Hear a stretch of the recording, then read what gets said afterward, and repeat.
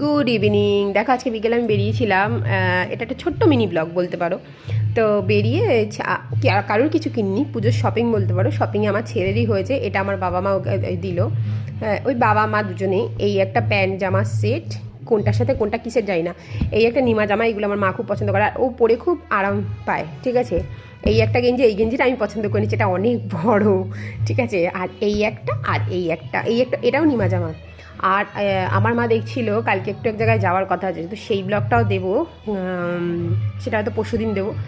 আর মা কালকে যাবে বলে মা কতগুলো বোতল কিনে এনেছে, ওই ছেলের জন্যই কিনেছে প্লাস নিজেদের ঘরের জন্যই কিনেছে। কত সস্তায় ওখানে, কী সুন্দর পাওয়া আছে দেখো বোতলগুলো। এরকম 6টা এনেছে 167 টাকা দিয়ে, এত সুন্দর। ওখানে এত অফার চলছে জাস্ট ধারণার বাইরে। কলোনি মোড়ে কসমো বাজার। আমারও যদি জামা কাপড় কিনতে যাই না হবে কি হবে না, হ্যাঁ, তো ওখানেই যাব, তোমরাও যেও কিন্তু।